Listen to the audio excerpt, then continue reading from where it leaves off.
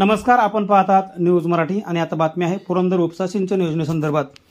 पुरंदर उपसा सिंचन योजनेवर बैठकीला अधिकारी न आल्याने संतापलेल्या खासदार सुप्रिया सुळे यांनी 23 एप्रिल रोजी सिंचन भवन समोर उपोषण करण्याचा इशारा दिलाय। बारामती लोकसभा मतदारसंघाच्या खासदार सुप्रिया सुळे यांनी आयोजित केलेल्या बैठकीला पुरंदर उपसा योजनेच्या अधिकाऱ्यांनी दांडी मारली। यामुळे आक्रमक झालेल्या खासदार सुप्रिया सुळे यांनी 23 एप्रिल पासून उपोषणाचा इशारा दिलाय। 23 एप्रिल रोजी आपण सकाळी 10 वाजल्यापासून पुण्यात सिंचन भवन समोर उपोषण करणार असल्याचं स्वतः सुप्रिया सुळे यांनी सोशल मीडियाच्या माध्यमातून घोषित केलंय। पुरंदर तालुक्यातील वाघापूर येथील पंप स्टेशनवर आज खासदार सुप्रिया सुळे यांनी 3 वाजता संबंधित खात्याच्या अधिकाऱ्यांची आणि पुरंदर तालुक्यातील शेतकऱ्यांची बैठक बोलावली होती। या बैठकीला 1 आठवड्यापूर्वी नियोजन करण्यात आले होते, मात्र या बैठकीला केवळ एक अधिकारी म्हणजे अभियंता अशोक शेटे हेच उपस्थित होते। शिवाय त्या ठिकाणी कोणताही बैठकीच्या दृष्टीने तयारी करण्यात आली नव्हती। एकूणच प्रशासनाने प्रतिसाद न दिल्याने सुप्रिया सुळे यांनी तीव्र नाराजी व्यक्त करत थेट सिंचन भवन समोर उपोषण करण्याची घोषणा केली। त्याचबरोबर हे सरकार खुर्ची तर सोडा सतरंजी देखील उपलब्ध करून देत नाही अशा शब्दात सुप्रिया सुळे यांनी सरकारवर नाराजी व्यक्त केली। 8 दिवसापूर्वी माझ्या आजच्या बैठकीचं नियोजन केलं होतं, कार्यकर्त्यांनी तसं प्रशासनाला कळवलं होतं, मात्र तरी देखील या ठिकाणी एक अधिकारी वगळता इतर कोणताही अधिकारी उपस्थित राहिला नाही।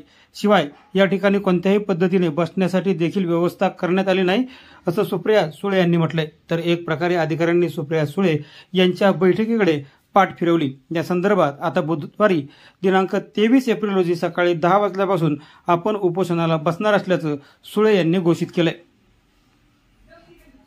खासदार सुप्रिया सुळे यांनी यापूर्वी देखील 9 एप्रिल रोजी पुणे जिल्हाधिकारी कार्यालयासमोर भोर तालुक्यातील श्री क्षेत्र बनेश्वर येथील रस्त्याच्या प्रश्नासंदर्भात उपोषण करत सरकारचं लक्ष वेधलं होतं। त्यावेळी त्यांच्या उपोषणाची चर्चा राज्यभरात झाली होती। आता पुन्हा एकदा प्रशासनावर पाणी प्रश्नावरून नाराजी व्यक्त करत त्यांनी उपोषणाची घोषणा केली आहे। मी सुप्रिया सुळे बोलते। मी आज पुरंदर उपसा योजनेचा आम्ही पाहणी करण्यासाठी आणि मीटिंगसाठी वेळ घेऊन आलेलो आहोत। तुम्ही बघताय सगळे पदाधिकारी आहेत, इरिगेशन खात्याचा हे आलेले आहेत, कुठली तयारी नाहीये। हॉल मोकळा आहे, साधी सतरंजी पण या सरकारने ठेवलेली नाही, खुर्ची नाही, सतरंजी नाही, साफसफाई नाही। आपण वेळ कधी घेतली? 8 दिवसापूर्वी मागच्या महिन्यामध्ये 3 तारखेला साहेबांची मीटिंग झाली, तेव्हा सांगितलं होतं कोरेगाव मोडमध्ये की पुढच्या महिन्यामध्ये मीटिंग घ्यायची एप्रिलमध्ये। आपण किती दिवसापूर्वी आलेलो इथे? नाही, आपण वेळ कधी घेतली? 8 दिवसापूर्वी आपण वेळ घेतलेली आहे। 1 महिन्यापूर्वी कल्पना दिली आपण 3 वाजता येणार होतो। आपण अर्धा तास, आपली चूक आहे, आपण अर्धा तास उशिरा आणि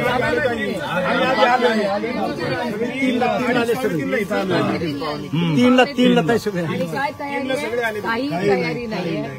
इथे हॉलमध्ये आम्ही गेलो, सतरंजी नाही, स्वच्छता नाही, काही नाही। इरिगेशन डिपार्टमेंटला पुरंदर उपसा योजनाचं पाणी कुठे कुठे जातं सांगा? कुणाची पाणी करायला आलोय? पुरंदर, बारामती, दौंड या तिन्ही तालुक्याला पाणी जाते। शेतकऱ्याला वेळेत मिळतंय का एवढ्यासाठी आपण इथं आज मीटिंग घेतली होती आणि 8 दिवसापूर्वी त्यांना पूर्वकल्पना लेखी पत्र दिलंय रश्मीताईंनी।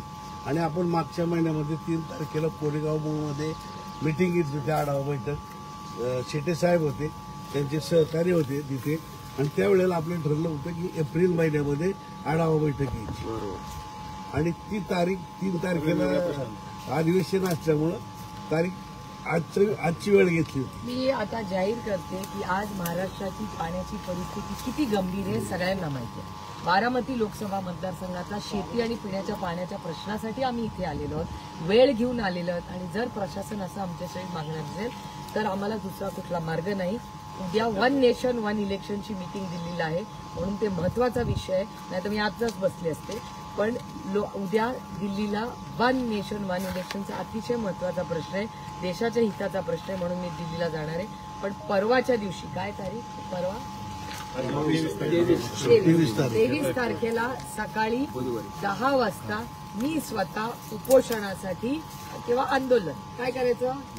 उपोषण. चला, आपण उपोषणासाठी मी स्वतः सकाळी 10 वाजल्यापासून बसणार आहे आम्ही सुद्धा इरिगेशन बसणार. डिपार्टमेंटच्या बाहेर. जर एक लोकप्रतिनिधीला अशी वागणूक हे सरकार देत असेल तर शेतकऱ्यांचे काय होणार? तुम्ही बोला आता, तुम्हाला जे सांगायचं सांगा.